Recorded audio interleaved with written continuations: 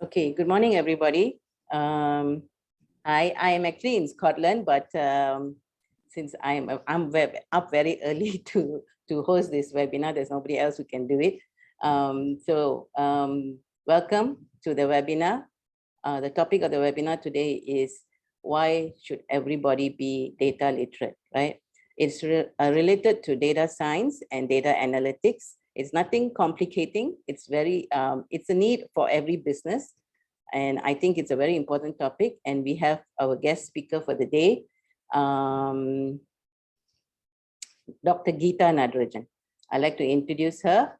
Dr. Geeta is actually a lecturer in the Department of Marketing Strategy and Innovation and a highly experienced practitioner of data science and business strategy. She has more than 15 years experience delivering data-driven insight and strategy to telecommunication, financial, and education industries across ASEAN and North Asia regions. She has a PhD in management from Putra Business School and a Master's in Science in Information Technology from University Putra, Malaysia, and a Bachelor in Science in Mathematics and from the University of Kebangsaan, Malaysia. She's a member of Six Sigma Green Belt Association, HRDF TTT trainer, and Alibaba GDT certified. In 2004, she was awarded the Tun Razak Youth Leadership Award. Her research interests include artificial intelligence, AI, in consumer marketing and digital businesses. She has published in journals including Procedure, Computer Science, and Business Management and Strategy. It's a wonderful credential, Geeta. I'll hand over the floor to you and hope that everybody participates and asks a lot of questions. Okay, over to you, Geeta. Thank you, Susila. Thank you very much for the lengthy introduction. I think typically for my profile, I usually give a very compressed one. I think this is like the full profile that you have given. Thank you very much for that. So I'm very happy to be with you today, all of you. I think this is my first time with TechOutReach Malaysia, so I thank Susila for the opportunity very much. And it's always been a passion of mine to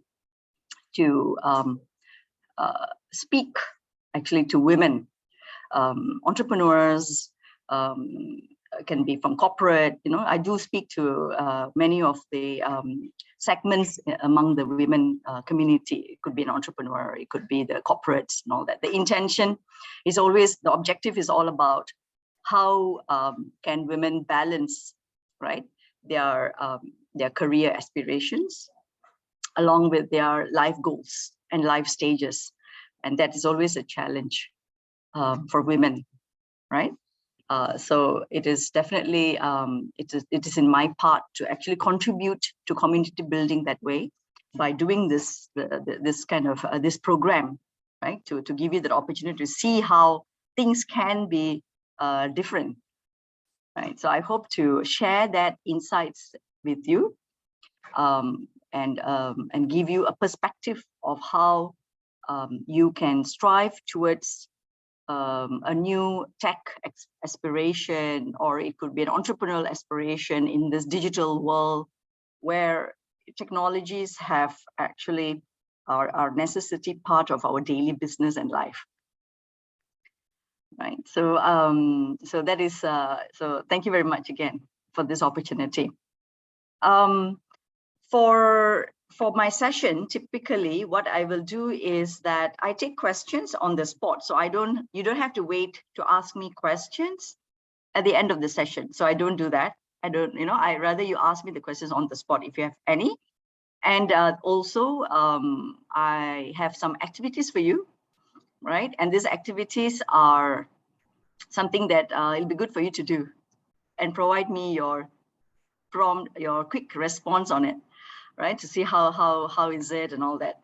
So you might need to do a bit of work here. Huh? So it is not just for my sessions, it's typically a bit of work, a bit of fun, right? Because ultimately, like I said, I want to make an impact from the perspective of how we can balance between growing, at the same time keeping to our life stages and life phases, right? Just always a challenge for women. Now, so the topic for today's webinar, I believe that I will be meeting all of you for a series of events this month. And so today is the webinar. The title today is Why Everyone Should Be Data Literate. Then I think subsequent weeks, you will also be sitting through my trainings as well as another webinar. Susila, I believe. Yes, 2 days of yeah? training, but it's only for the 9 participants. And then the webinar is always open to public. Yeah, okay, all right. So some of you could be attending my trainings, and most of you, if you have any further follow-ups you would like to do, you can always contact me. All right, thank you, Susila. So why everyone should be data literate? Why is it so important to be, why do people talk about data analytics and being data literate, or being able to analyze, read data, analyze data, understand data? Why is it important? That is the topic for today. So I'd like to share my perspective on this, right? There are so many other perspectives. If you Google up data literate, if you Google up data science, if you Google up business intelligence, you can Google up programming or any other keywords related to data, you will find many versions of it. So in this session, I would like to present my simple version of how you can understand the concept of why you should be data literate and how it helps your business or your jobs, as well as how can you aspire to be and why you should aspire to be more data literate in whichever role that you're currently holding, whether as an entrepreneur or even in corporate, even if you're in customer service. This is something that everyone should be, right? Okay. Now, to break the ice, I would like to do a small ice-breaking questions here, huh? So the first question, so critical thinking is something where we need as part of doing analytics or doing our jobs on a daily basis, right? So you got to be critical thinking, and that is one soft skill which is very important in this world today, right? I will explain to you critical thinking in a while, but before I do that, I would like you to try these questions. You just have to post your answers into the chat. The first question, a man buys a new car, goes home to tell his wife. He goes the wrong way, okay, up a one-way street. He nearly runs into 7 people, goes onto the sidewalk and takes a shortcut through a park. A policeman sees all this and doesn't arrest him. Why not? Answer for number 1.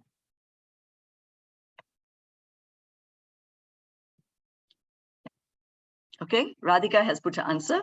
What about the rest of you?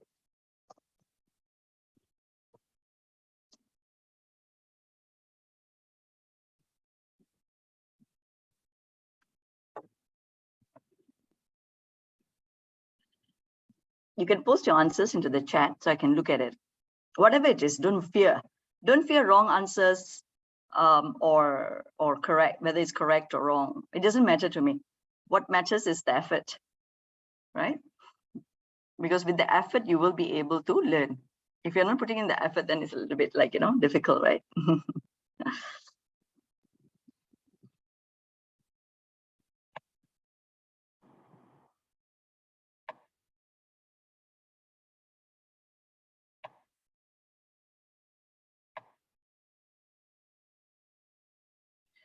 I've got answer from Rita.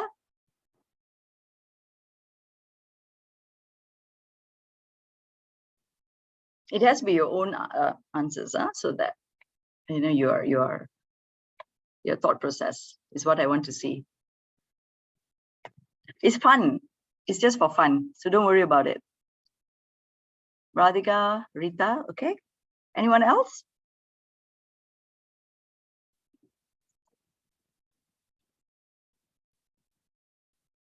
Okay, I'll reveal the answer. So the rest of you not trying? All right, so we'll go on to the second question. So at least you try for the next one. The first question, correct. Radhika and Rita got the answer. He was actually walking. That is why he doesn't get arrested. Okay, good, great job. Number 2, If you had a machine that could generate $1 million a day, what would you be willing to pay for it?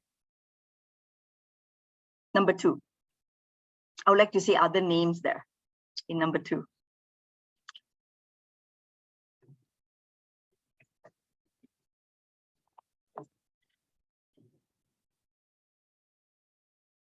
Okay, Harjit says 1.5 million.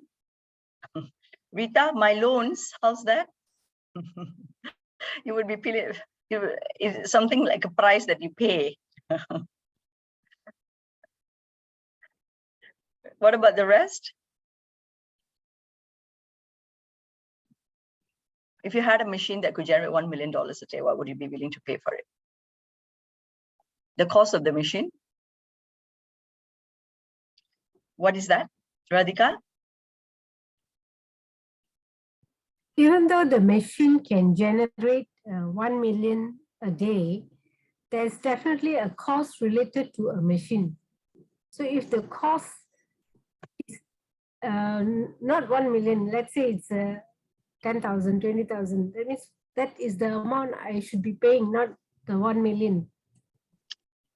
Okay, all right, thank you. What about the rest of you?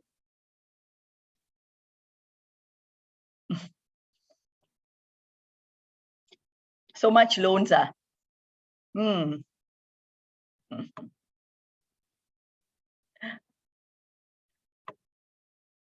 Okay, anyone else? Usha, figure out the future profit, okay? You figure out the future profit and then you pay, okay? The future profit is $1 million a day. That is what they're saying, okay? The correct answer is, anyone else wants to try before I give you the correct answer? The correct answer is, you already have the machine, so you don't have to pay anything for it anymore. Isn't it?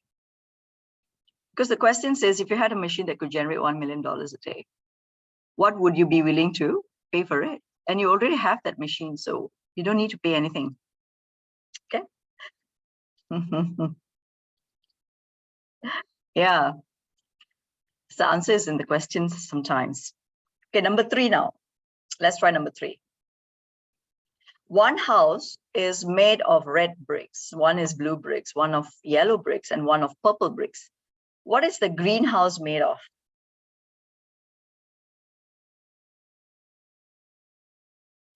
One house is made of red bricks, one of blue bricks, one of yellow bricks, and one of purple bricks. What is the greenhouse made of?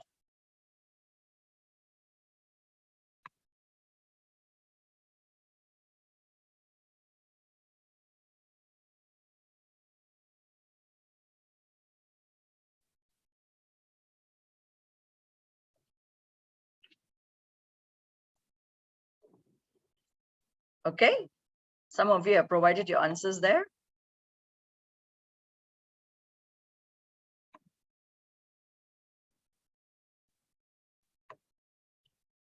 What about the rest of you?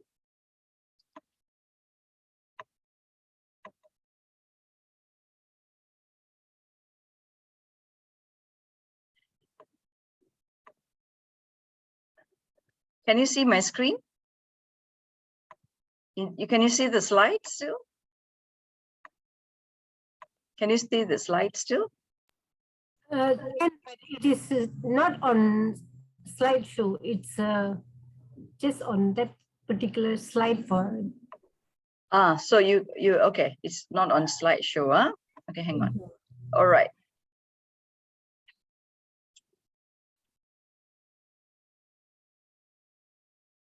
Okay, hang on.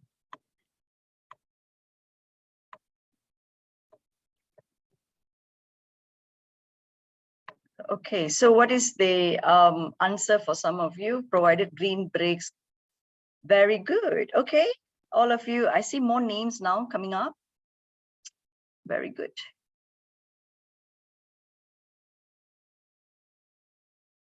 Very good.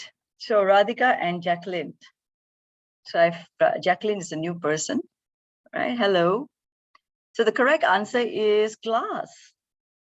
For number 3, very good. So Radhika and Jacqueline, right? Jacqueline. That's the correct way to pronounce your name, right, Jacqueline? Okay, so Jacqueline and Radhika got it this time. Very good, very impressive. Number 4, let's move on to number 4, the last one. If it took 8 men 10 hours to build a wall, how long would it take 4 men to build the same wall? The last one. If it took 8 men 10 hours to build a wall, how long would it take 4 men to build the wall, the same wall?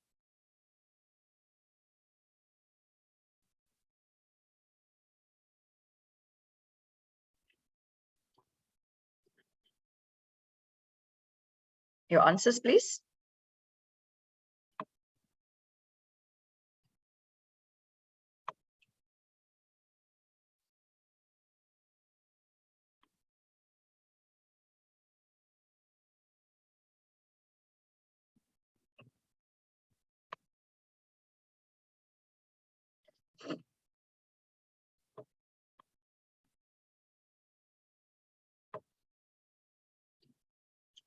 All right, so most of you have provided your answers.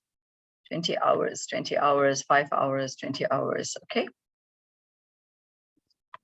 Okay, the correct answer is, oh, I see another answer coming in, 20, okay. I see Uma Shankari, a new name, okay, good. It will take 0 hours actually, because if you read the question, it took 8 men 10 hours to build the wall. It's the same wall. How long would it take 4 men to do it? The wall is already built. So 0 hours required. So that's the answer.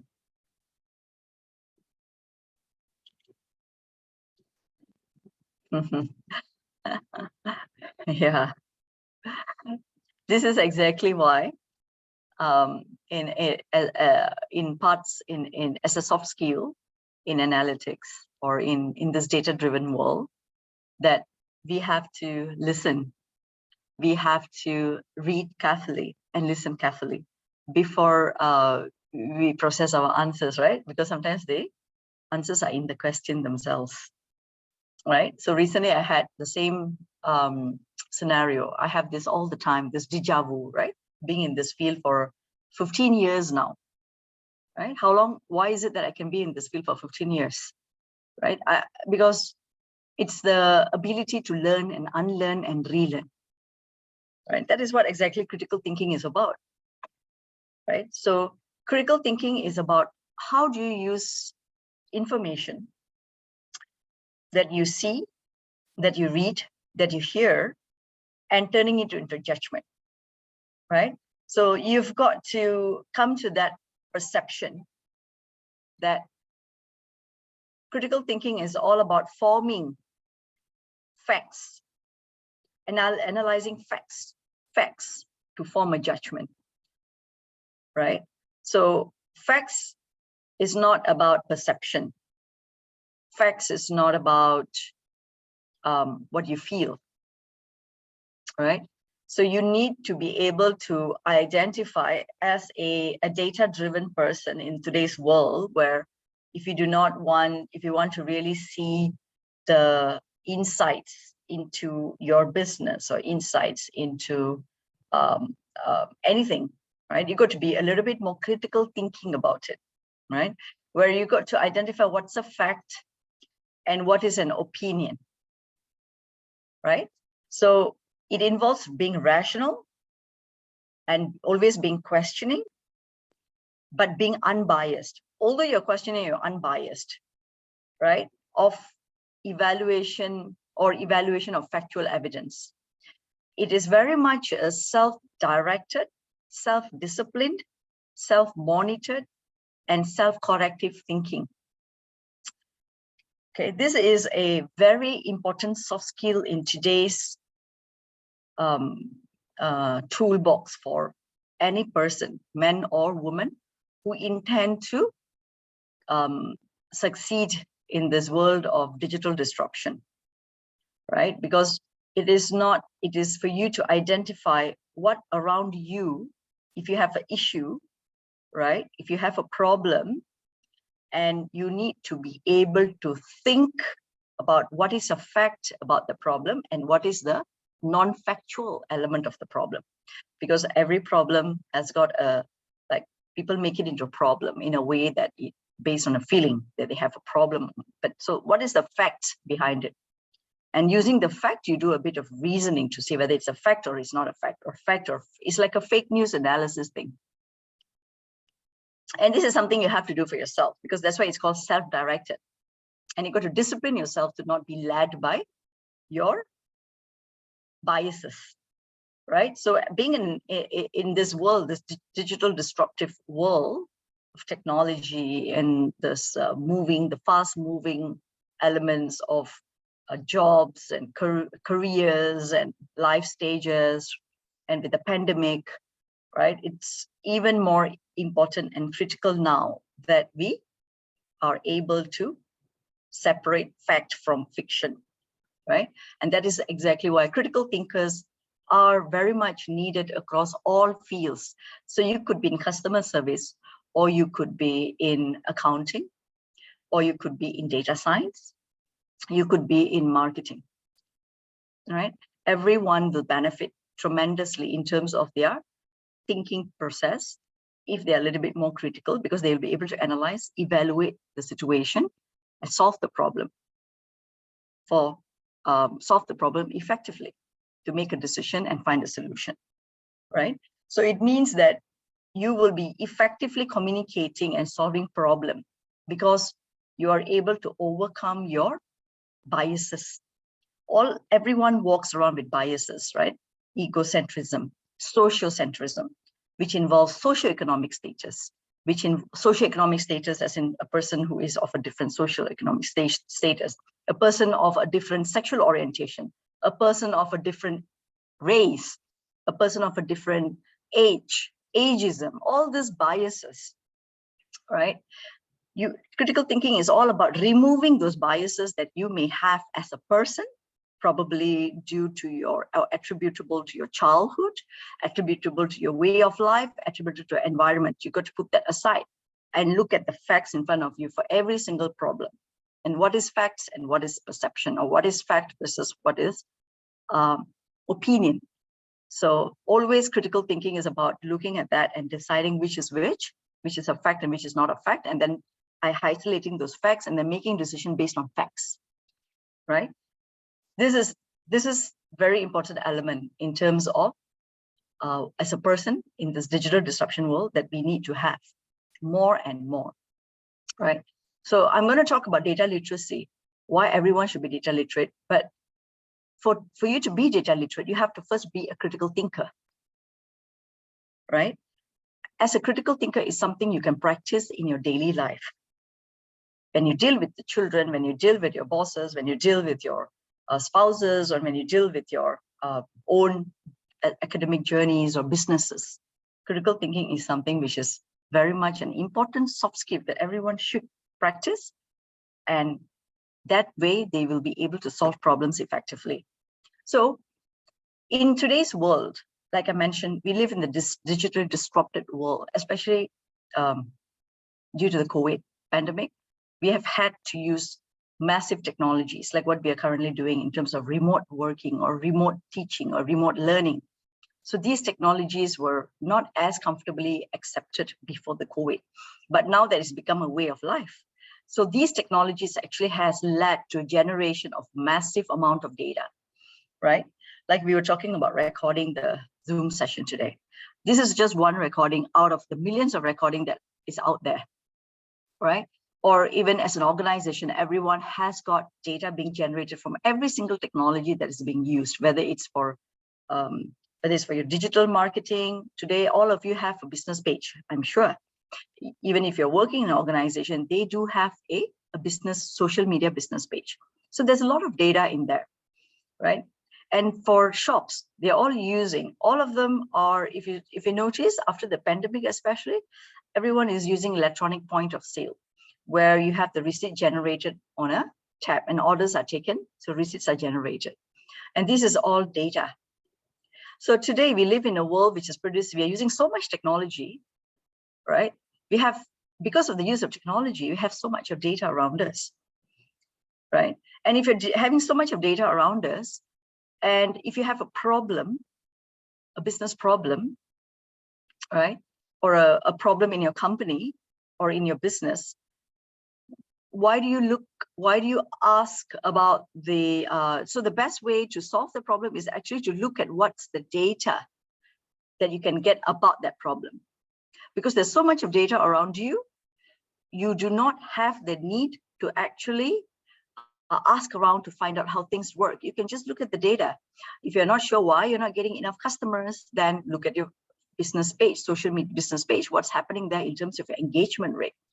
So there is really very little need to actually go around and ask experts or anyone else about what's wrong with your business when you have so much of data at hand about your business. So in a world of that much of data, the companies or the businesses with data literate people, people who can understand data, are the ones that are going to win. The companies which got people who understand data is the one that is going to stay competitive and stay on in this industry, in this business scenario, in this digital disruption, we call it. Companies which do not have their people data literate won't be able to sustain the competition, because they won't be able to innovate, because they have very limited insights and their people are not able to understand data and generate insights. They won't be able to innovate their products, their services, right? And they won't be able to understand competition, right, as much as they can, because of the data that they have. And naturally they will lose out in the business world, right? So when we look at, if you use data and you do analytics on the data, is there any impact on the business? Clearly, there is. You can increase your profit, right? So the blue is companies which do not use much data to understand their customers. And the light blue is the businesses which uses a lot of the data, customer data, to understand the customer better so that they can innovate and serve the customers better. So they use data a lot and analytics. So you can see in terms of profit, how big difference, like it's more than 126% in growth above competition, right? So we're talking about companies which is using extensive data, having much higher profit, right? Compared to the ones who don't. In terms of sales as well, you can see companies which don't use data, 22% of companies above competition, while 50% of the companies which use data is above competition. In terms of sales growth, keep growing. You can see the huge difference between 15% and 43%, right? And ROI, return on investment, you spend for technology, you spend to create, you spend to subscribe to a OneDrive. That's a business investment for a small business. What is your returns on doing that? That is the difference. Companies which do not invest into analytics and the company which does invest into analytics, 45% of them in terms of ROI. So clearly, extensive users of customer analytics, extensive users and companies of customer analytics are more likely to outperform the market and remain in the market. With the stiff competition today, we are in the demand-driven economy where supply is not an issue, right? Demand is an issue, right? Because you have many competition in the market for the same product. You have many competition, right? Price is no longer the way to win competition. Okay, price is not the only way to win the competition because it's not sustainable. Dropping price is not sustainable. How long can you do it, right? You will be closing shop quite soon if customers demand that you keep the price that low. It's something which is very short term and not long term and not sustainable, dropping price. All right, so businesses need to be more creative about how they want to innovate and serve and promote their products and services better, given that they understand the customers better with the data that they have, rather than just depending on price to win customers. Winning winning on price is no longer the, like I said, not sustainable for businesses to do, because you can have heavy losses from doing that, and you will be cannibalizing your own revenue. And it's not sustainable. You can't keep doing it over a long term of dropping price. Right? So that is how impactful is analytics on businesses. Right? So I hope this gives you an idea, or gives you the conviction that being data literate is not just about you learning as a person or aspiring to grow as a person, but from a context of business, whether it's an entrepreneurial business, a small business, or even corporates, the situation is the same. Companies which use the data generated by the technologies to understand their customers better, perform better in the market, perform better against competition. All right. So that is exactly the only reason that companies are actually pushing for knowing that secret, is why companies are pushing for everyone to be data literate, whichever function that they belong to, whether it's accounting, or whether it's customer service, or whether it's marketing, whichever function that you belong to, you have to be data literate. Right? Small businesses, same thing. I know it's very tiring to run a small business, because I do run a small business myself as well. And all of us have a Facebook page, right? So we'll be talking about that later. How many of us actually look at the Facebook insights? You know, we only lament about running the Facebook ads and not getting enough sales from that Facebook ads. But we never look at the data that comes from Facebook to understand how well is your image, your video post, right? Was it a good video at all that you posted, right? Or was it a good image or good visuals that you posted to attract and engage the customers? So if you don't look at those numbers, how it is wrong to say that Facebook ads didn't work, because you never looked at the numbers to understand what was the problem, right? So again, being critical thinking is, what is the fact and what is a perception or an opinion? Everyone has opinions, right? So everyone has opinions, but where's the facts? So always look at the facts and make decisions based on facts, right? Look at the data. The facts that I'm talking about is the data. Look at the data. Perception and opinion are people-based, right? So this is where data literacy is so important, right? It helps everyone understand data and information better so that they can make informed decision. I show you a chart like a website result, your website or your Facebook insight. You say a marketing person says to the customer service person, visits increased to the website, but conversion rate decreased. They're using all these technical terms. And what does this technical terms mean? As a person who's listening to this marketing person, let's say you are from customer service, you should be able to understand what he's talking about. That is being data literate, right? Putting in the effort to understand those technical terms in a way that makes sense to you, right? So like this person is thinking that, oh, I know what you're talking about, right? So that becomes a viewpoint, like it adds on to your perception of what to do next, right? So if everyone in the organization can understand each other well, won't the business prosper better? Won't everyone be able to work together better, right? Because this is a data-driven chart, which is based on numbers. It's not his opinion. He's not giving an opinion here. He's using a data he got from the website traffic from Google Analytics, and he is showing one of the Google Analytics chart here to show that the numbers are going down, the conversion rate is going down. So it is not merely his opinion. This is entirely a chart built on a data set. So there is no more contention about, this it's an opinion. This is not an opinion. This is a fact. Look at the facts, right? So argue on facts, okay? Argue on facts. You can argue with data. You can argue with data on facts, right? Argue with data. Talk about facts, not about opinions. So what is data literacy about? Data literacy is about your ability to read, work with, analyze and argue with data. You should be able, if you have the data literacy, just like how computer literacy is. Years ago, everyone was talking about computer literacy, digital literacy. Digital literacy is the ability to use computers, right? Ability to use computers and their apps. Mobile literacy, mobile app literacy. App literacy is using Foodpanda app to make an order, using Grab app to place a e-hailing service, right?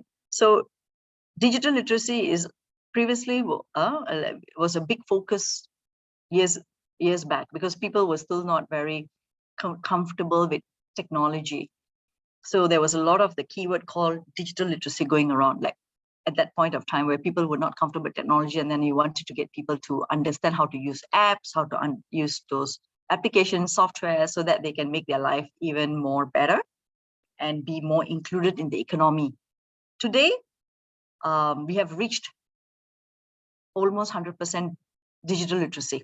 Everyone can use Zoom, everyone can use Microsoft Word, everyone is able to send emails, have email addresses, right? So digital literacy has been achieved.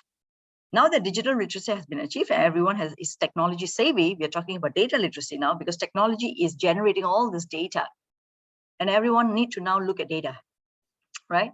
So that is exactly what this is about. You must be able to read data. You must understand the data that you look at and understand what it represents. If you look at the marketing data, you should be able to understand, okay, this is retail marketing, let's say KK Mart or Family Mart. This is the data that they have. If you look at the receipts from KK Mart and Speed Mart, what do they have in that receipts? That is data. They have time, they have things you buy, how much was it, total, and they also have date, time, and who was the cashier maybe, and which KK Mart was, which Speed Mart was this. So that is all data, right? So if I want to ask a question, like let's say Speed Mart asks a question, what are the things that customer bought?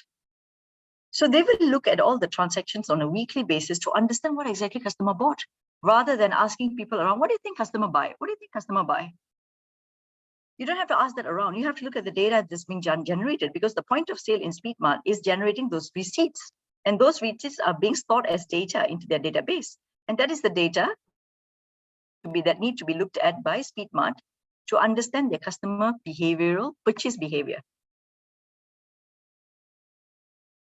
right? Okay, Radhika, you have a question? You can speak up. So I was wondering, because if the company is established for a certain period of time, you will have the data which you can analyze and work on. But if it's a new setup, you will not have any data. So what will be the best way to work towards a better business performance without such data? Yeah, this is something I will be also covering later.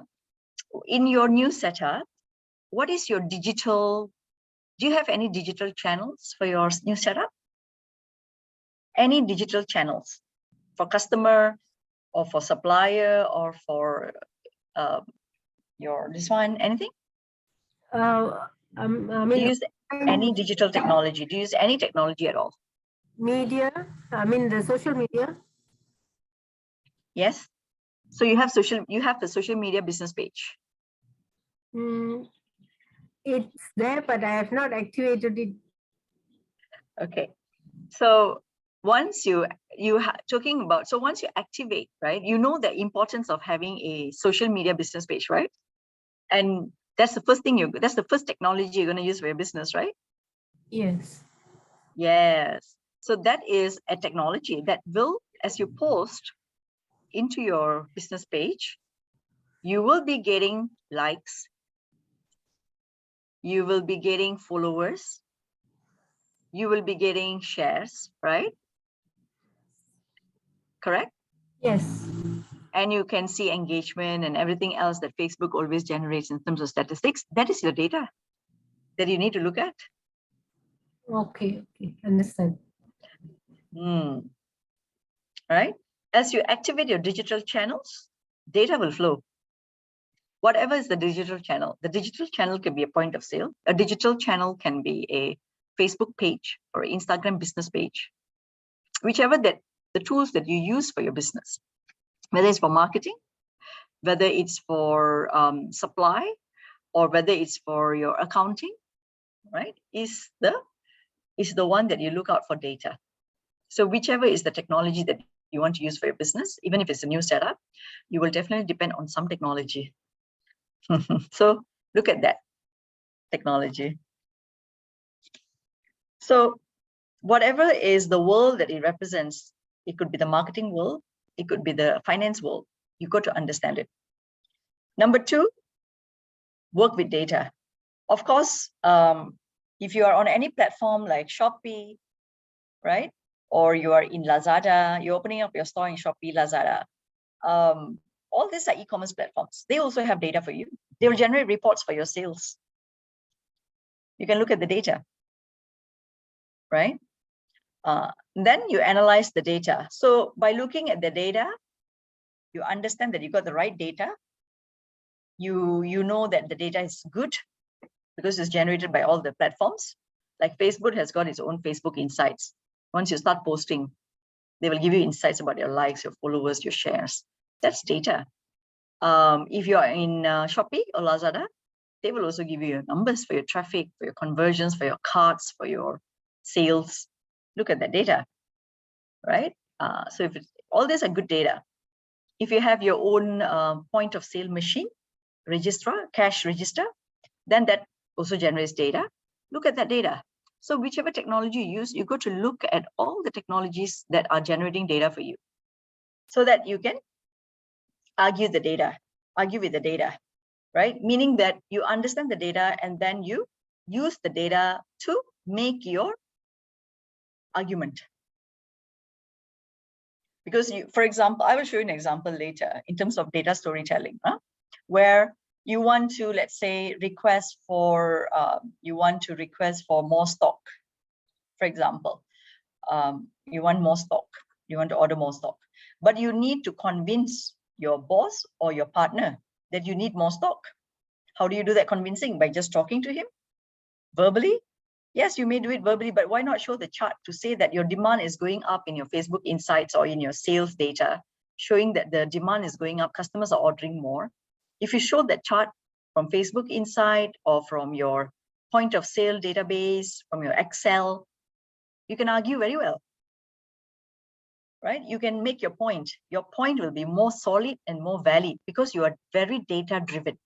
When you talk to your partner or when you talk to your boss, if you show the data, this is what I see. And because of this, I see that demand, I see that in the data, the demand is going up, right? I see the bar chart going up. So I believe that having more stock will help us cater to the next demand without going out of stock. So if you do your argument based on that, on facts like that, right? Trust me, your recommendations will go through and you won't do any firefighting as much. Firefighting is for people who do not have any data support to say that they are just talking based on their opinions or talking based on their own experience. What's the validation for that experience? What's the validation for your opinion, right? So that is what is argue with data about. So, so any questions so far on in terms of data literacy? So data literacy is all about how looking at the data, understand what the data is talking is about, and then using that data to understand what is the business about, what is happening in the business, right? Working with the data to make your point, make your arguments, whether it's with your partner or whether it's with your boss. The arguments can be more substantially valid because you are data driven. You are coming out with your back validation to say that this is my support.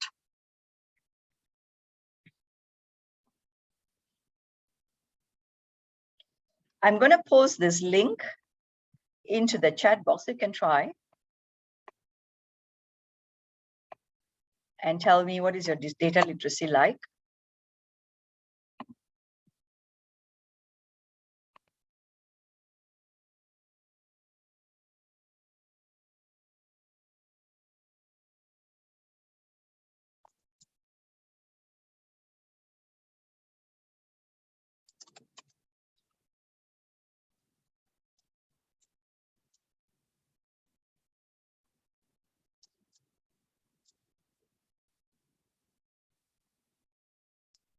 Is everyone trying?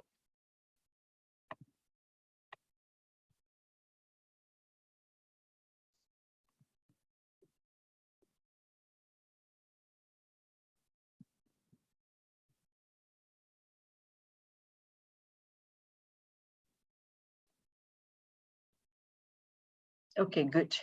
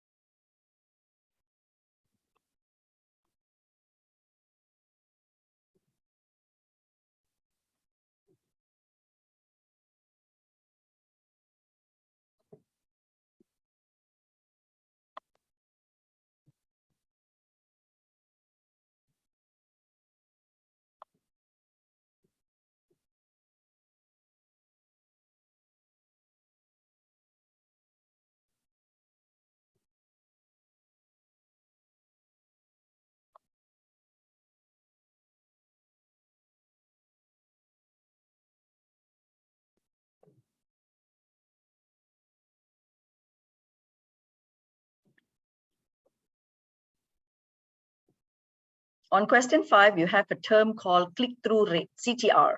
Are any of you familiar with CTR? If you have done Facebook ads or Google ads, you will know this.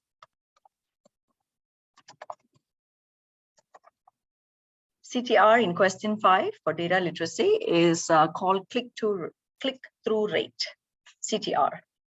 This is a way to measure whether your post attracted any clicks or not.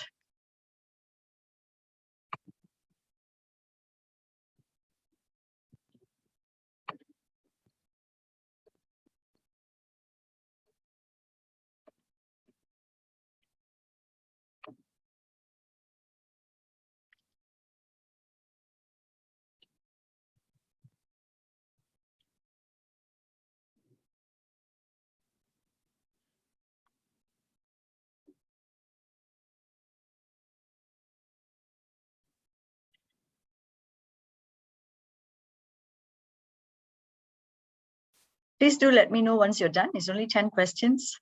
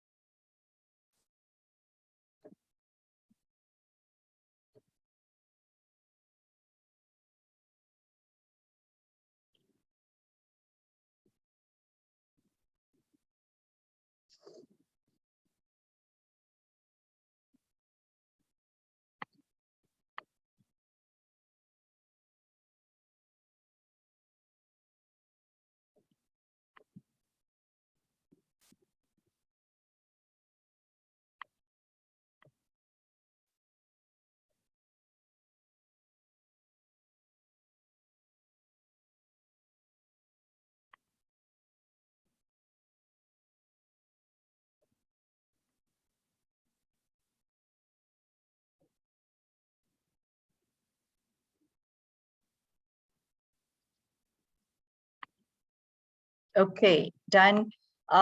So what was your test result? What did you get?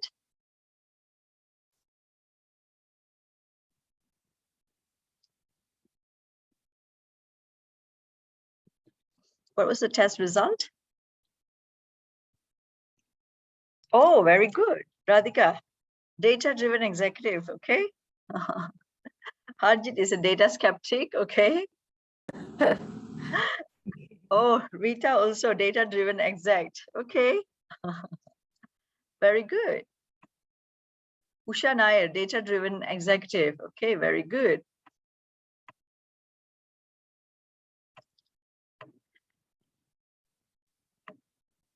What about the rest of you?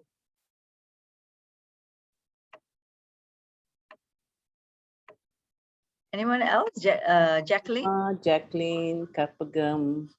Yeah. Jacqueline Karpagam. You'll do the quiz.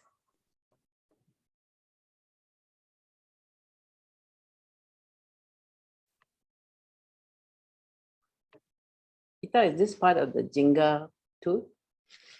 Yeah, we have like quite a number of quizzes and assessments and stuff like that. Yeah. So it's not really a part of it. It's another software. Yeah, that's another, yeah. that. Yeah, not part of Jenga yet, but we do something similar as well.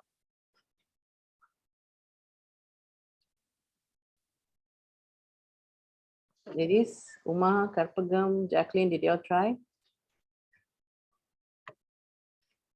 Jenga is a tool that Geeta uses that she has developed for data science or data analytics, correct? Yeah, yeah. Jenga is my platform to transition individuals and companies into data science work, right? So how do you get trained with data to learn to read data, analyze data, work with data, and argue with data? So it's like a data literacy platform that you go through courses, right? And and you have assessments to do. So actually you have assessments to determine whether you have completed the modules as required successfully, and what is your score like, you know. So based on that, we make recommendation for your job readiness. Dan Karpagam, what's your result?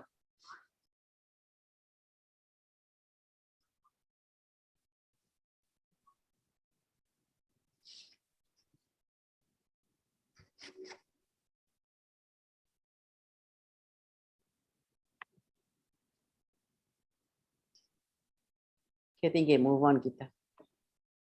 Okay, all right. Okay, so I hope that gives you an idea of where you are in terms of your data literacy, your individual data literacy level. What's the objective is to understand where you are now, right, in terms of data literacy, because I hope you understand the importance already now of why you should be data literate. So based on that premise that you should be data literate, because in today's digitally disrupted world where we use technologies for communication and technologies for managing our customers, our products, we need, and data is coming in so fast pace that if you're not looking at the data that's coming in and not basing your decisions for your business on those facts that comes from that data, then you might not be making the right decisions. Okay, so with that, I will go on to look at the technologies around us as an SME. Okay, if you're a small business, I believe that most of you are small business owners or intending to be, or are working in corporates and intending to be a small business owner. But even within a corporate function, right, corporate elements include data sources, whether it's SME or it's corporate. Today, very little difference between corporate and SME, right?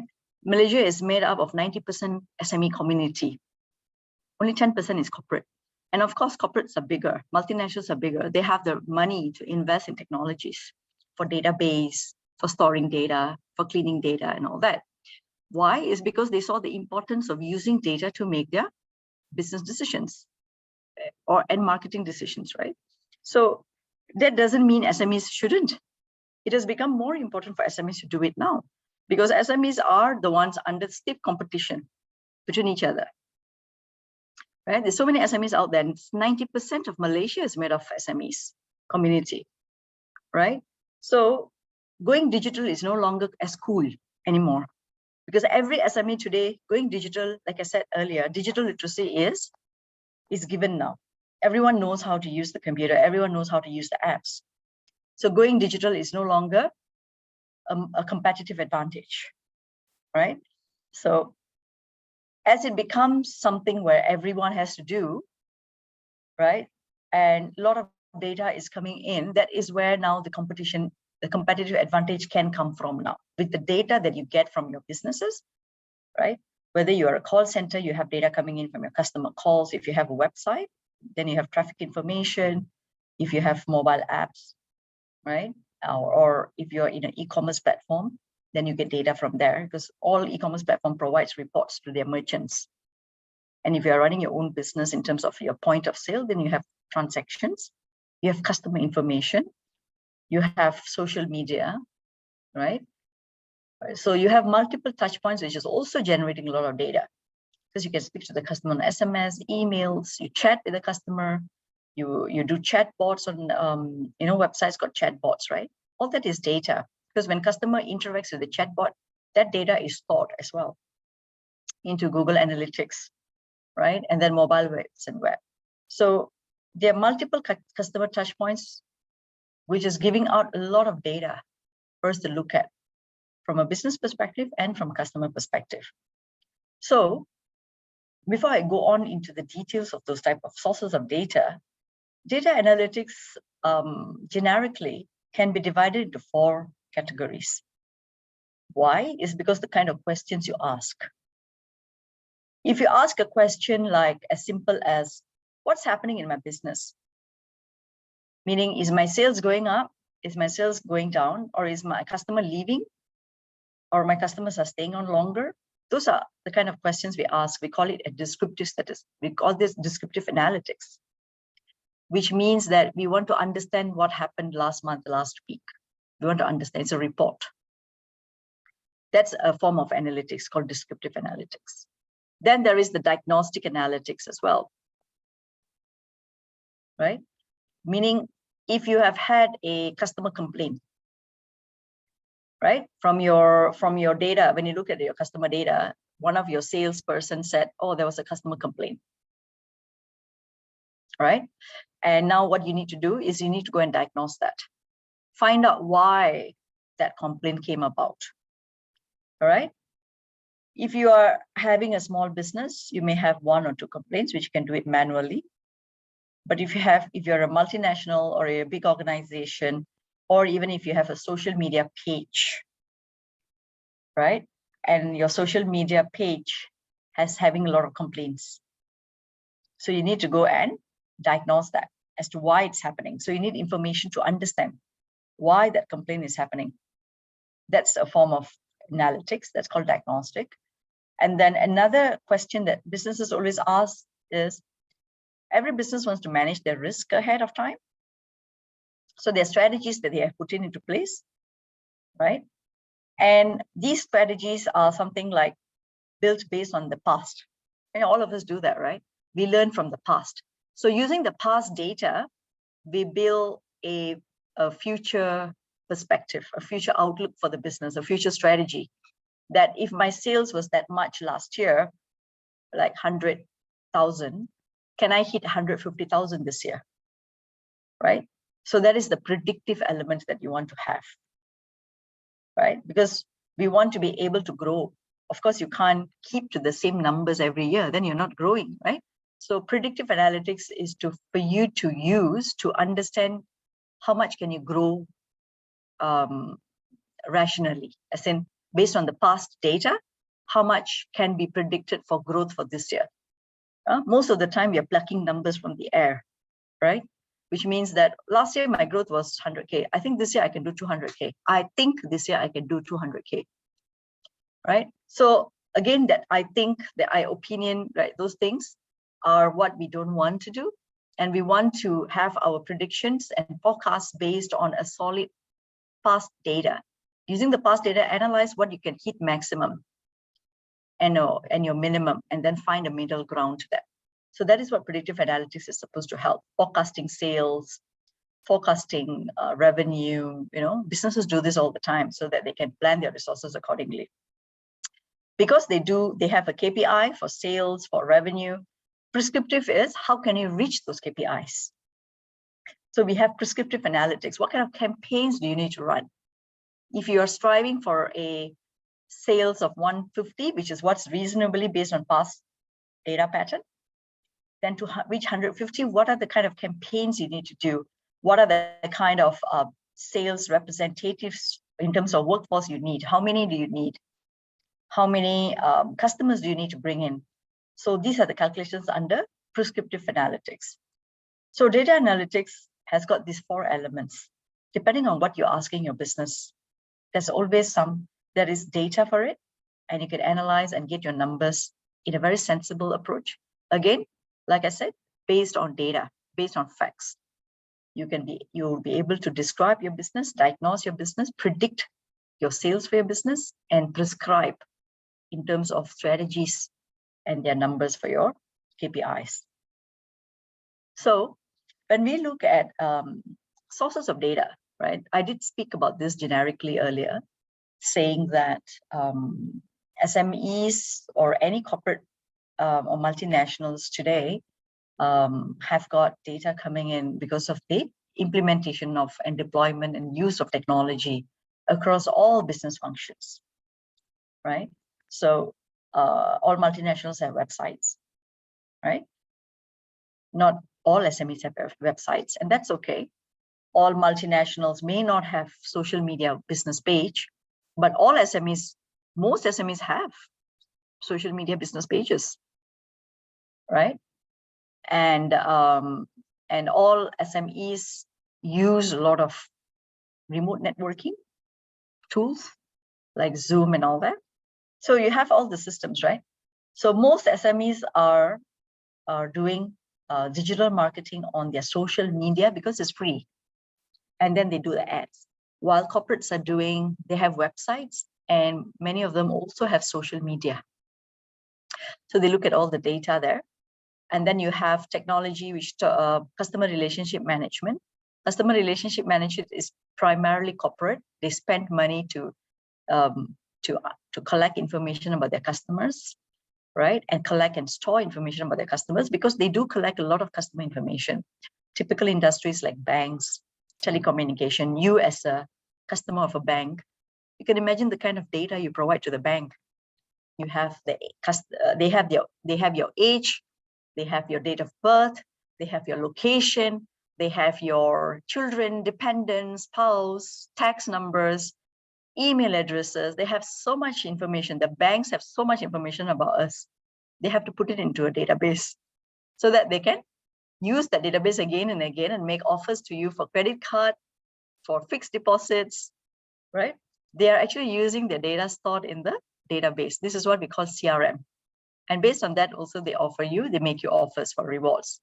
So banks, telcos are huge corporates which actually do this. But for SMEs, you may not have that kind of money to invest onto a database, but what you can do is, if you know your customer well, you can put it into an Excel sheet, those details of your customers that you have, so that you understand are you getting the right customer for your product and service, right? Yeah, so it's something where corporates generally do very easily, because they collect a lot of data about customer, their customer database. But for SMEs, I think it's something where they should do. Electronic point of sale is something like using instead of cash register machines, they're using the kiosk, the terminal where you can swipe your card, right? Then today, when you walk into Speedmart, you can swipe your card to make payments, and then the receipts generated. That is what we call EPOS, right? Even every mama has EPOS today, right? Mama restaurants. So they are also digital.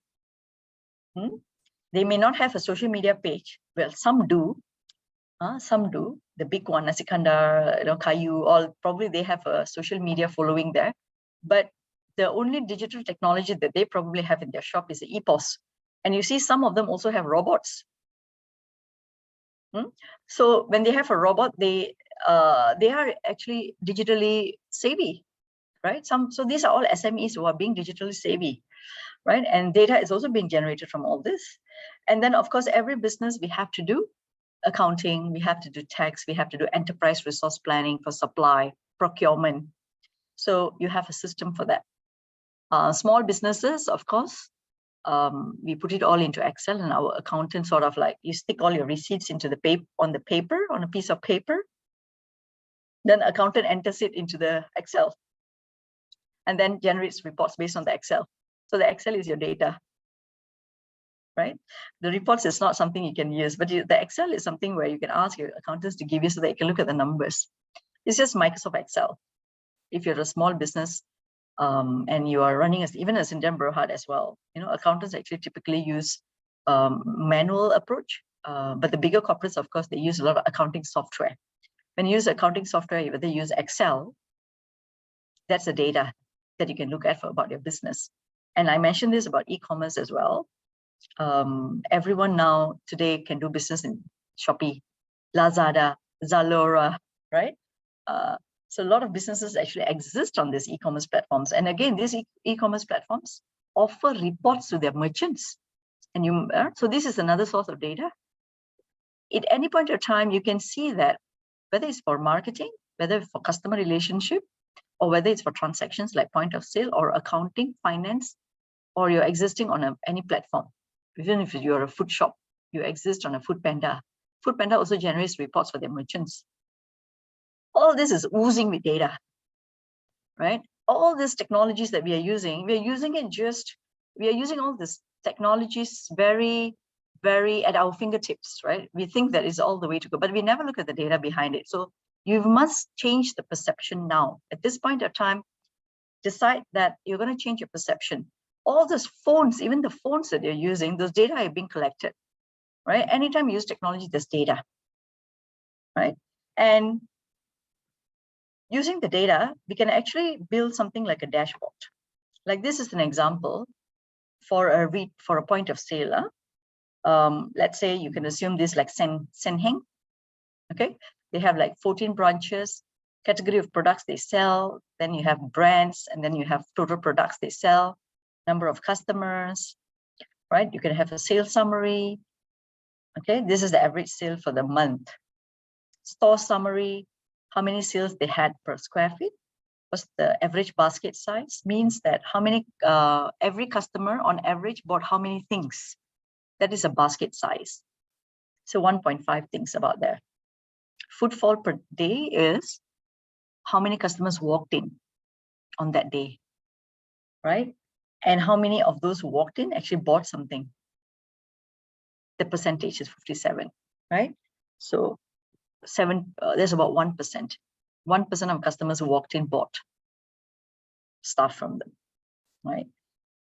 And you can also know which is the most popular category, which is the most popular product, which was the most popular brand that they bought in the store. You know how it is in the Senheng, right? They sell all brands of TV, all brands of washing machine, all this, right?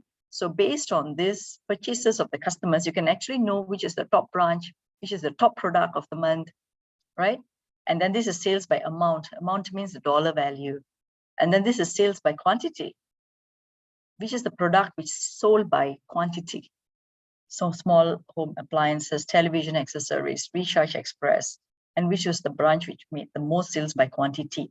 So it looks like branch 5 is very lucrative branch for them, because they have the highest sales by amount from this branch and also highest sales by quantity from this branch. So from here, they can decide how to reward this branch.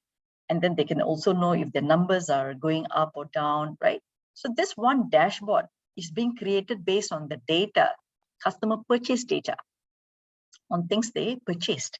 And you get so much information, insights being delivered from this dashboard, right? So this is how you turn data into insights.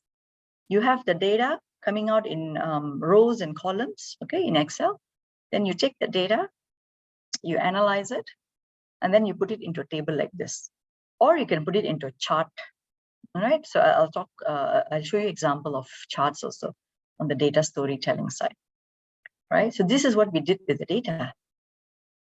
To take the data that come from the technology, from the machines, put it into a form that everyone can understand. So when you go to your boss with this, he will understand, oh, this is what's happening in my business. right? This is what's happening on the business. Well, any templates, there are many templates available in Excel, you can find. But this particular dashboard thingy is something where we build every single time based on the data that we get, right? So like EPOS systems, if you purchase any point of sale systems, if you buy point of sales, okay, because this is point of sale system, there are so many point of sale, you can Google up, EPOS, e-point, electronic point of sale. The softwares come with the reports. The softwares come with the reports. You don't need to look for Excel. If you buy EPOS systems, all the systems and the software comes with reports. What you need to do is modify those reports into a form that you understand and look at the reports. So this is something where the format, the look of it, the report look, you can change. So every software you buy will have a reporting for it. So if you buy EPOS, you can get this report similar to this, not exactly the same, but similar. Every software has got its own report. Okay, Radhika?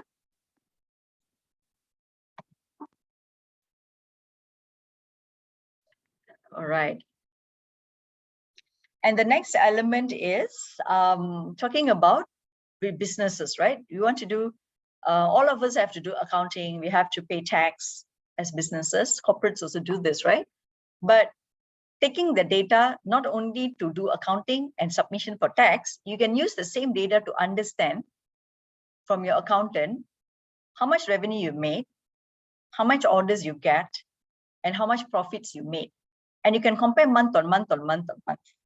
Are you going up or are you going down? Like total revenue here, 4.5% increase versus previous month, right?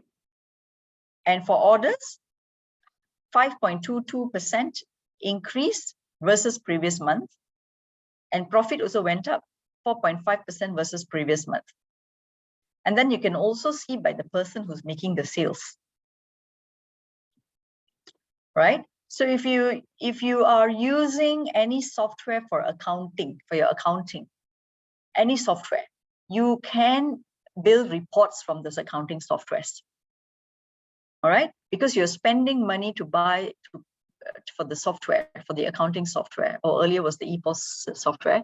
Every software today comes with a report capability. So you just need to pay the money and then use the reports which comes from them. If you're doing your own accounting, if you're doing your own EPOS. All right, but you need to invest in it. And I can tell you confidently that if you are data literate, that means you do not get, you feel the importance of data and you're going to put in the effort to understand the data. You're going to put in the effort to analyze the data. You're going to put in the effort to work with the data and argue with the data. Then the return on investment is very good. That's what I would say, right? Do not fear investing into these softwares to run your business if you are willing to be data literate. Then, like I mentioned earlier, investment into data will bring significantly higher profit, sales, and return on investment for businesses. I showed you that in the earlier slide, right? So that is that's the mindset you must have for your own business, or if you're working in a corporate, right? It's very important to have that it's not a waste to spend if you're willing to be data literate. If you're not willing to be data literate, it's a waste. I can tell you that for now. You don't have to invest. Most of us fear in investing into technology is because we think that, I don't know whether I can make it, will it be worth to spend that money? Well, it is worth to spend if you are willing to be data literate. If you're not willing to be data literate, it'll be a waste, right? That's how you have to look at it today in terms of investment, not just for operational excellence, but also for your innovation capability. But if you're not data literate, you won't be able to innovate.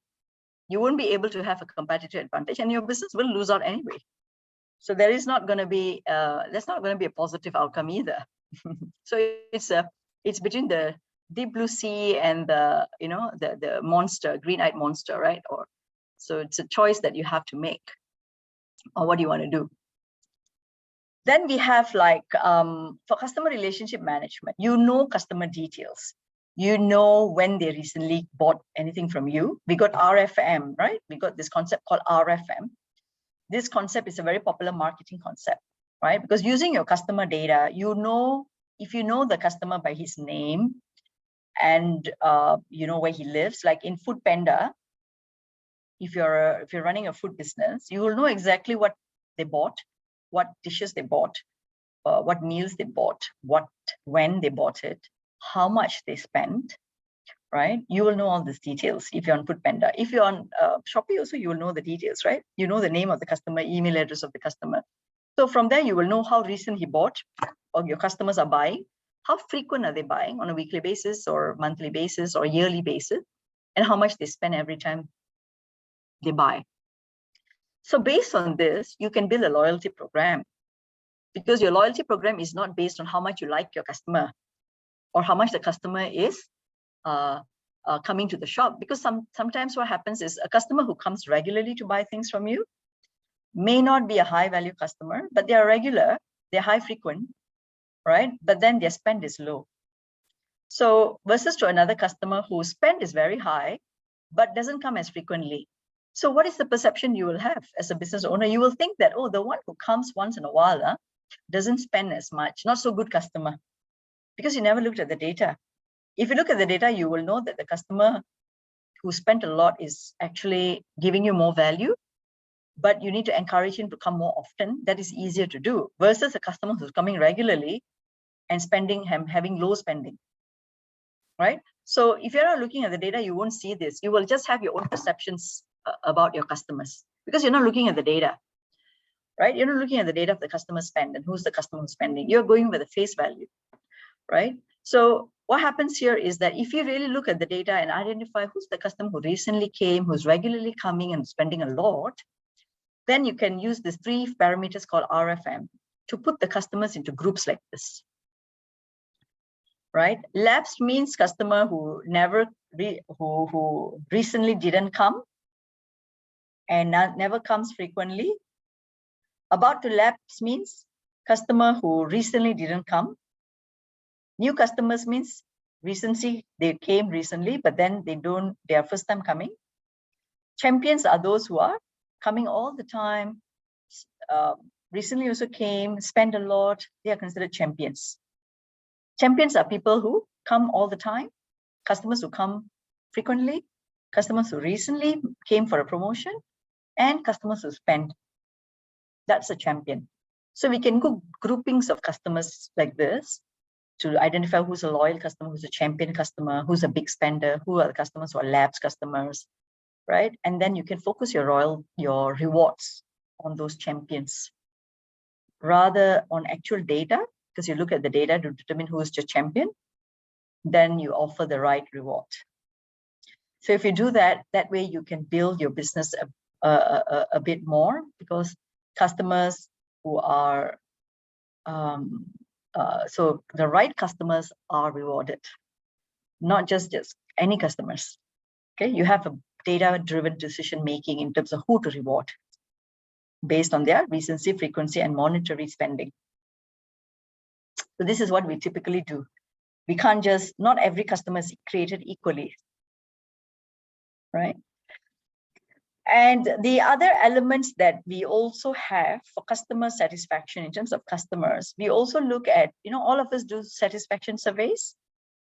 Satisfaction surveys, most small businesses actually don't do this because they are scared. In case customer gives a bad review, if let's say in your social media got bad review, or if you do a survey, you tell him to you give him a link, and then he fills up the form and then he says all the bad things. We are scared of that as small businesses. But that is the point of growth. That is an opportunity point for us to grow, for us to improve, right? That is what corporates also do, right? We have to get feedback from customer, understand whether customer is satisfied, right? And how willing are they to recommend your product and service. So we got this technical term called Net Promoter Score, and Net Promoter Score is to understand how willing are the customers that you have currently in terms of recommending your product and service to their family and friends. That is very important to ask, right? And find out from them on a regular basis, like every 6 months, every 1 year, right? So we do this. So we do satisfaction surveys, right? And then we find out, okay, 13% of the customers are willing to recommend. Then you ask customer, how satisfied are you with our product or with our service after they buy it? Then you ask, very satisfied to least satisfied. So you can track that. And customer effort is, if you have any problem with your product that you bought from us, how fast is it for you to get it fixed with us? Because sometimes the after sales service is not so great, right? Or some of them are having very great after sales service. So we ask that to the customer to say, how easy is it for you to get the problem fixed from us? So these are 3 key questions in terms of gauging customer satisfaction, where you can understand, looking at this data, you can really know, truly know, based on facts, that whether customers are happy or not happy with your product and service. And if they're not happy, it's okay. Go and improve it. Go and enhance it. That's part of being critical thinking. That's part of being critical. Put away your biases. Put away your biases, your ageism, your sexism, your egocentrism, your, put it all away. Look at the data and do what's necessary based on the data, right?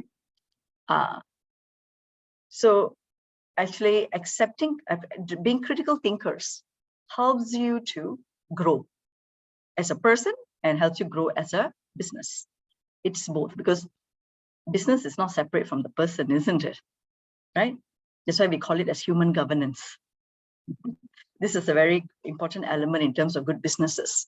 When you have good governance is not just limited to the corporate or the business, but the person who's in the business, or the person running the business or leading the business have to be governed as well, right? So this is all the elements for us to accept criticism, be critical about it, right? And improve. Okay. Any questions so far?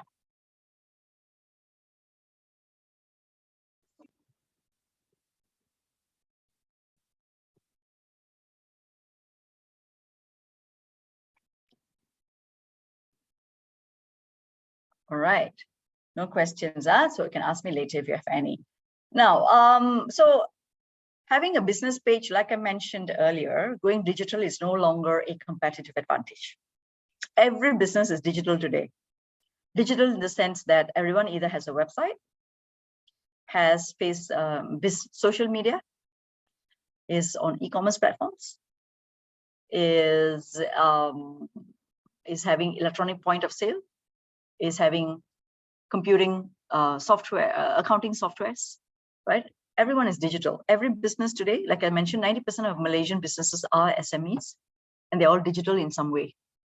But the most common way to go digital for most small businesses is to do their social media business page, right? But surprisingly, even if you have a business page as a business, very few businesses actually looks at that insights part of the social media business page. So all of you know about do all of you know about the insights side of the software? If you're using TikTok, do you know TikTok has got an insights page?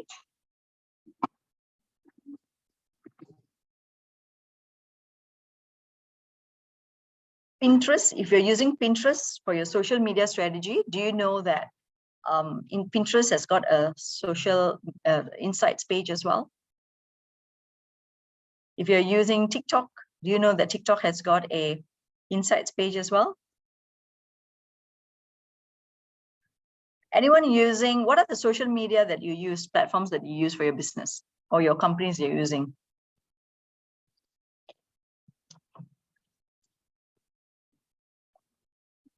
LinkedIn, okay. Insta, TikTok, FB and Insta. Any others?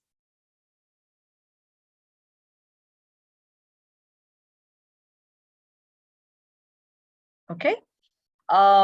So do you think all these social media platforms have got insights and analytics page?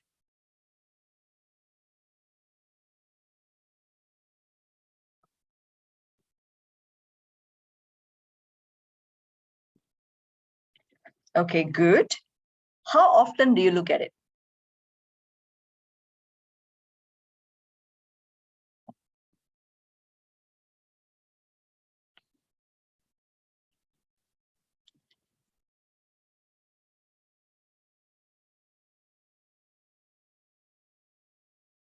Okay, very good.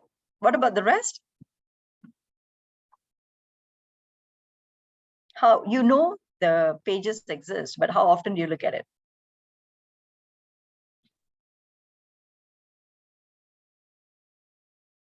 Okay, so we just post, and then we look at the likes of the post, and then we don't look at the insights. So you got to change that today.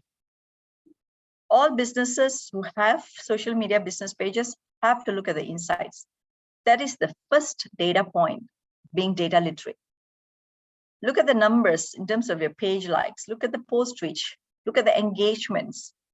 There's a trend here. They'll always, Facebook or any social media platform provides you a trend. A trend means on a weekly basis, they will show you how many clicks you're getting, how many comments you're getting, how many shares. Is that growing or is that dropping? When are your fans online so that you can post at the right time? You know, all of you have a lot of information about digital marketing. You know, it's very important. And then you do your post according to the time and all that. But then very few actually look at the data. They just look at doing the Facebook ads. What I would say is that look at the Facebook insights. I mean, look at the insights from all the social media platforms. Follow them for a while.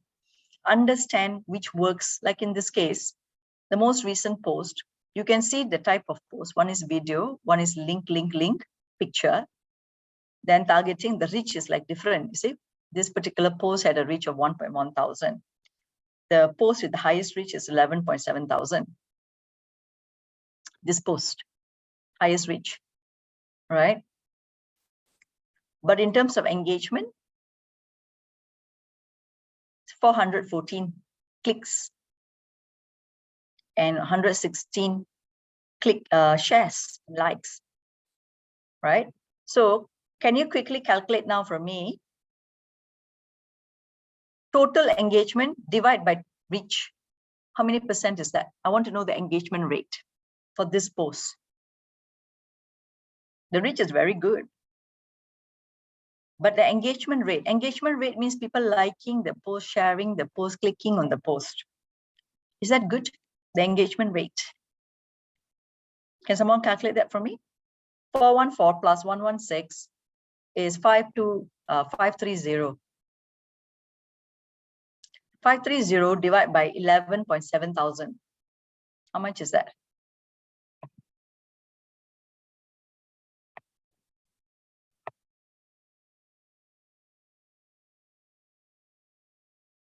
Okay, I'll put it for you. 530 divided by 11,700.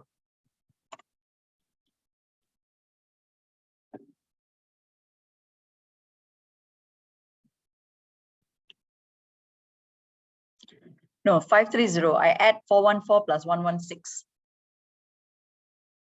I want total engagement without separating them out of total reach. So that's why 530 divided by 11,700. How much is that?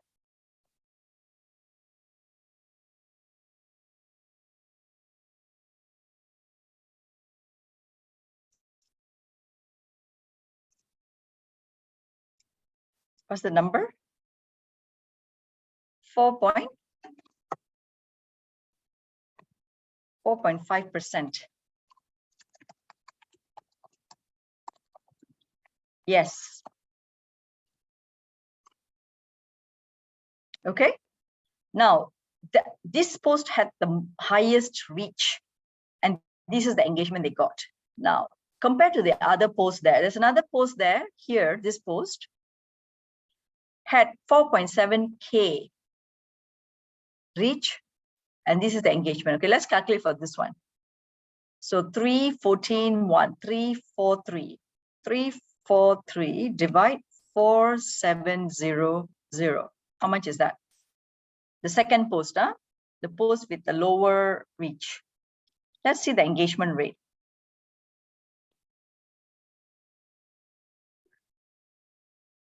What's the engagement rate here for this one?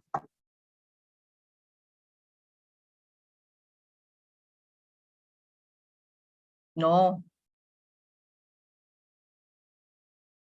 Correct. 7.3%. Earlier post was 4.5% versus 7.3% engagement rate, right? Which post is better?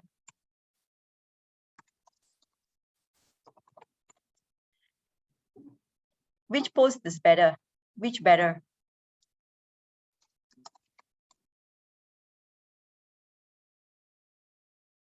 Why? Why the second is better? The second, the first one had a reach of 11,000, but the second one only had a reach of 4,700. Why do you think the second one is better? Why is more engagement better?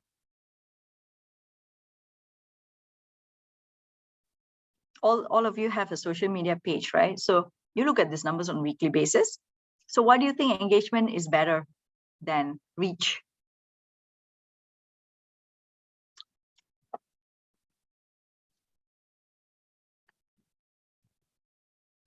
Okay, correct. Engagement leads to better conversion. That is the relationship here. Better engagement rate means better chances of conversion. Conversion, all of you know about the word conversion, right?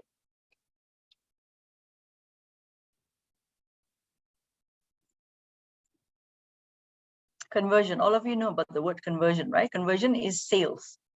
Okay. So that's why we are going after engagement, because engaged posts are more likely to be converted into sale than a reach. So although the post had lower reach, the engagement rate was higher, chances of converting is better with the second post. All right.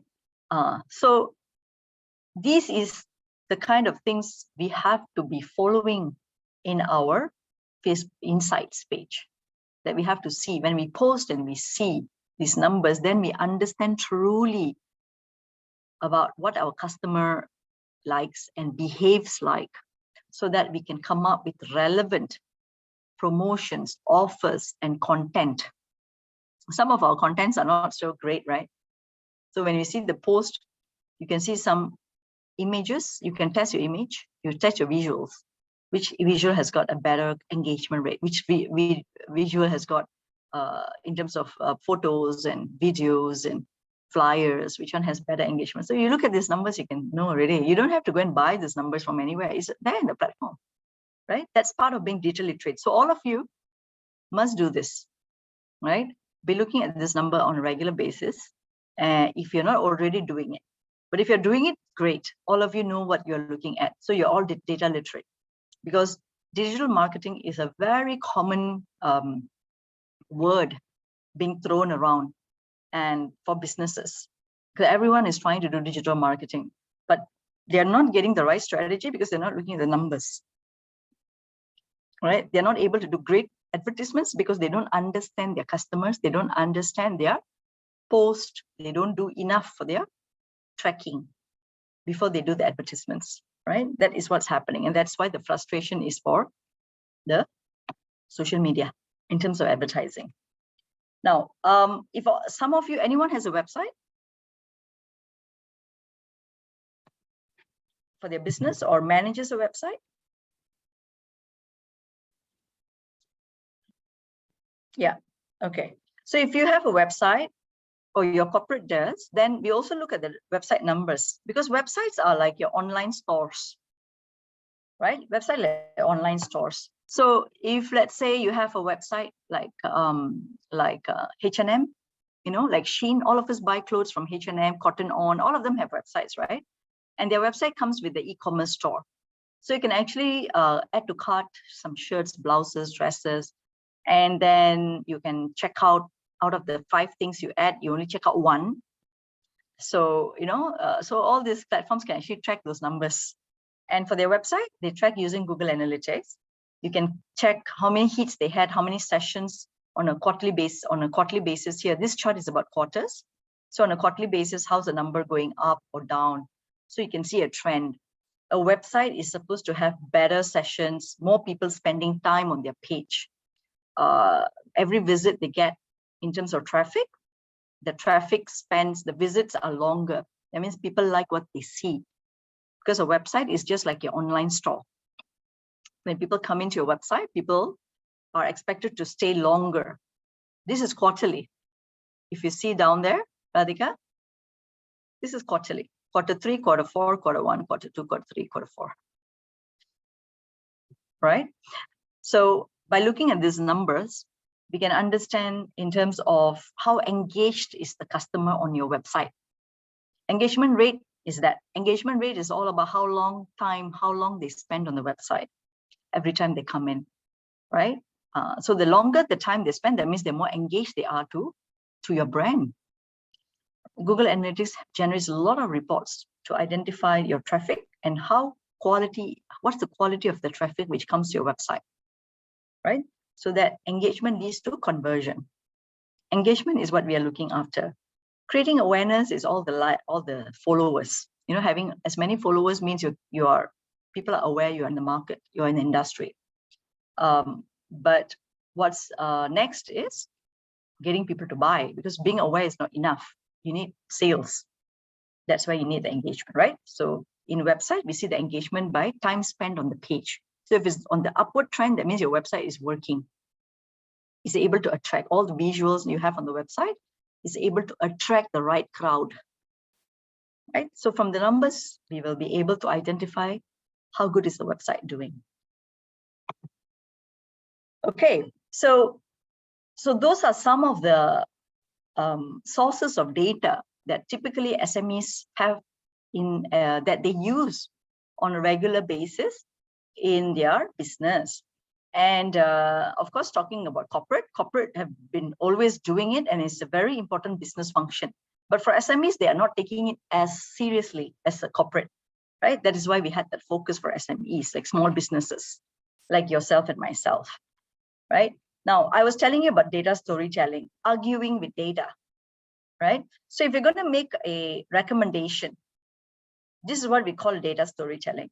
Before a storytelling, this is how your chart looks like. You tell, okay, this is the retail product and this is the price per year for product A, B, C, D, and E.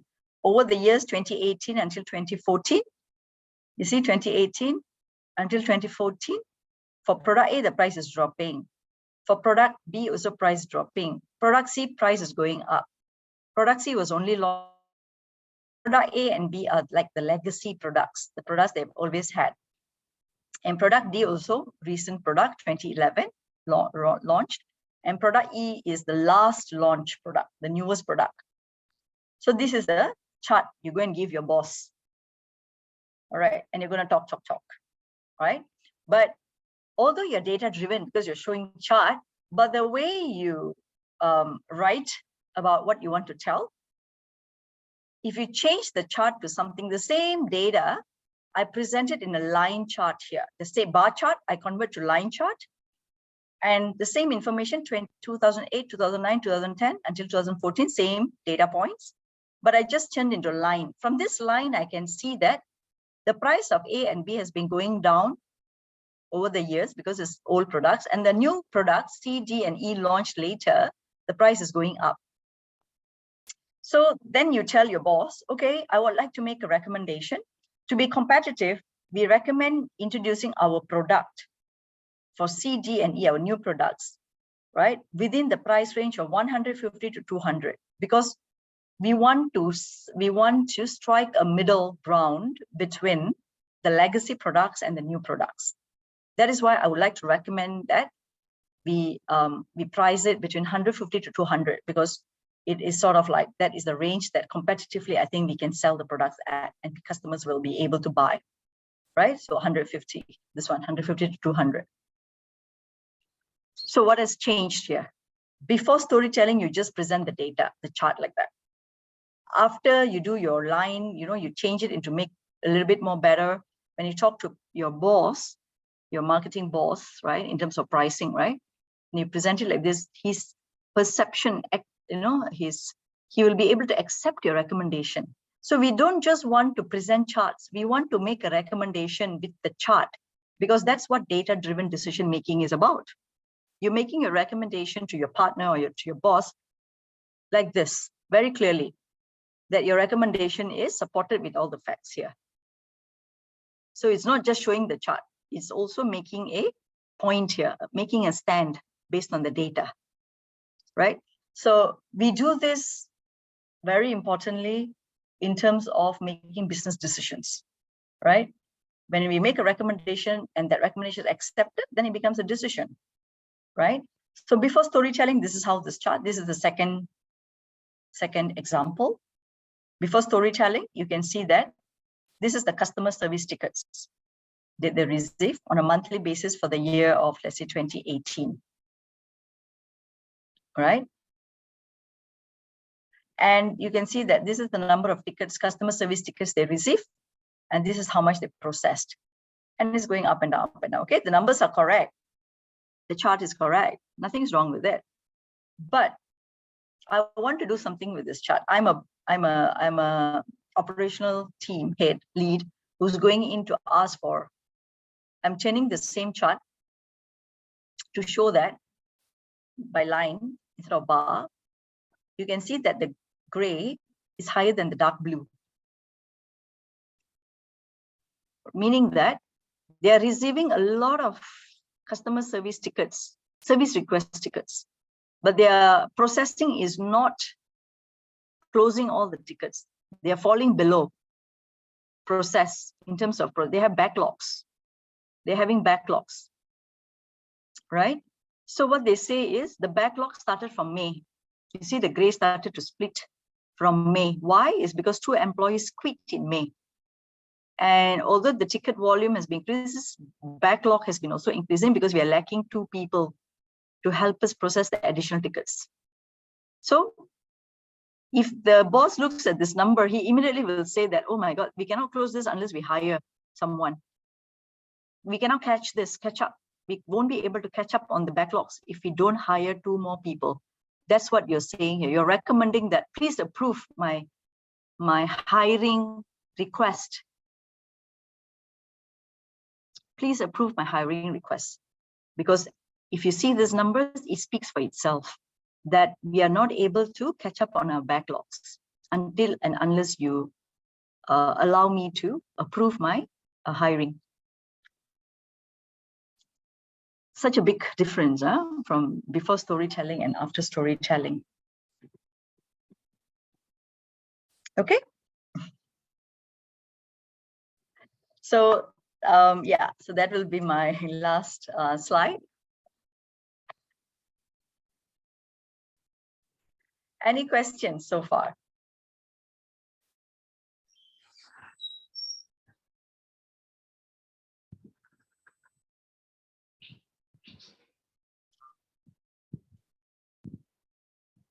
Where do we start?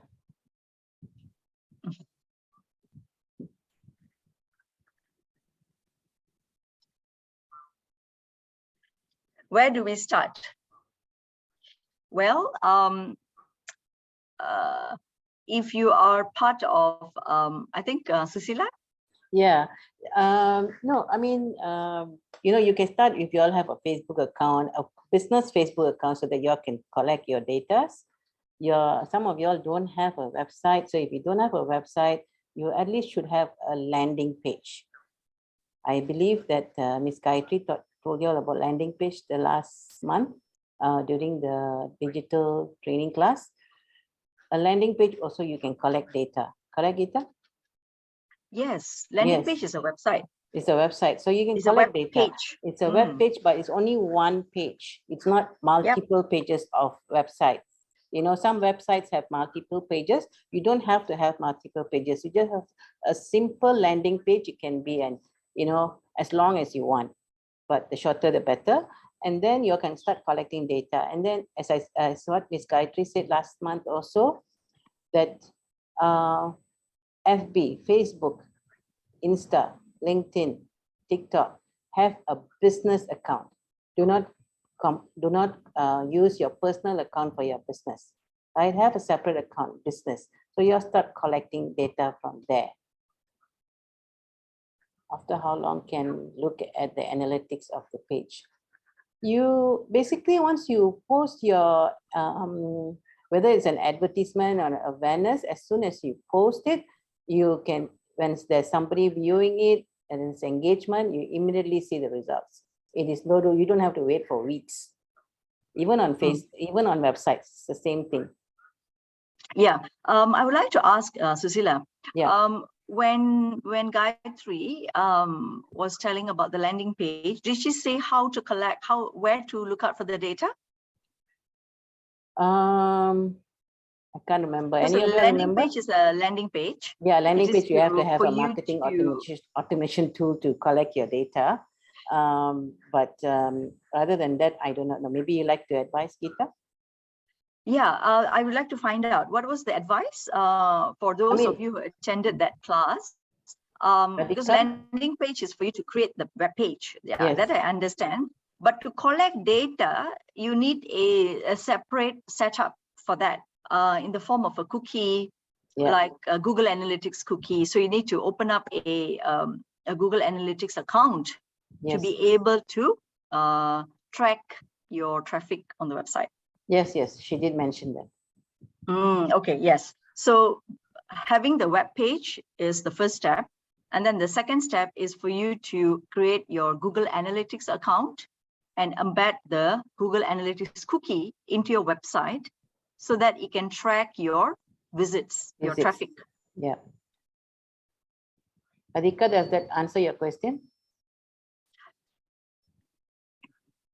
Yes, and how also that Google Analytics, if you're using Google Analytics to track, that is free.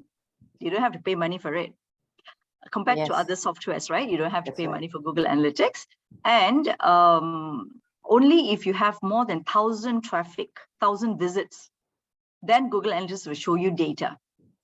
Unless you hit 1,000 visits or 1,000 visitors, you won't have any data coming out. So it's as so how long is it? It will be when you hit the 1,000, then you will start getting data from Google Analytics. That's on website, but on Facebook is immediate. On Facebook, as you post, you can see your numbers coming in already. You can follow that on a weekly basis. So you all need to, any other questions? Uma has dropped out. Usha, Jacqueline, Rita said no questions. Jacqueline said no questions. Okay. Do you, so I would like to just find out, do you find the information useful for you? What, can you unmute yourselves and talk also, please? And let's put on our cameras so that we can take a group picture.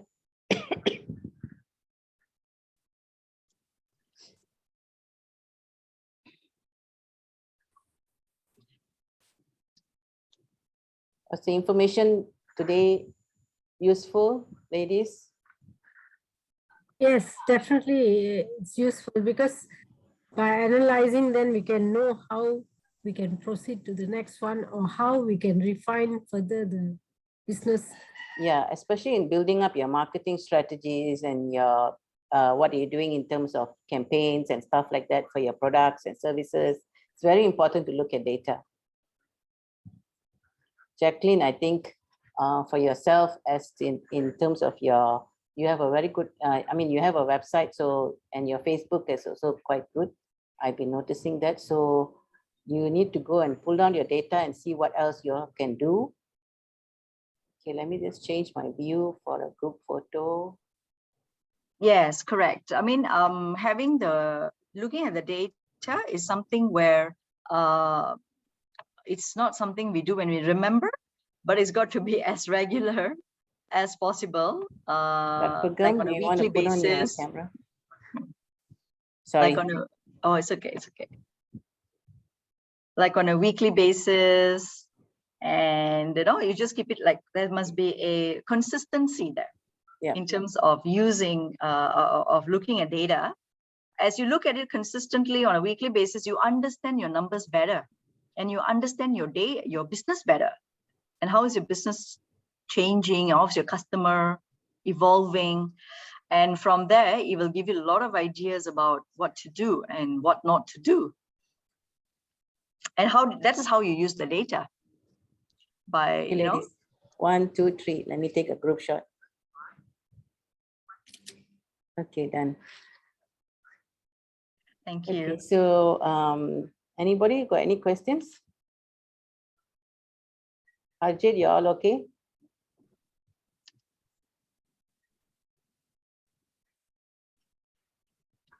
I have actually one question.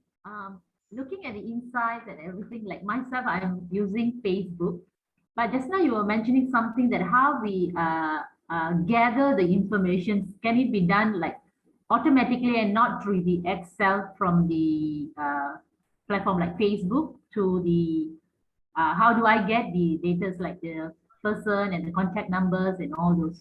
Is there a way? Well, if you already have a Facebook business page, Facebook in the Facebook Insights, right? The analytics, they will provide you only aggregated information. They won't give you customer details. Okay. If you want customer details, you have to email Facebook. Yeah, because there's a PDPA clause. I suppose you all know what's a PDPA clause, right? Yeah, so you won't get the customers' numbers. If email, will they provide? It's at their discretion completely. Yeah. So what you can do is that you can do a lead, what do you call this? A lead magnet.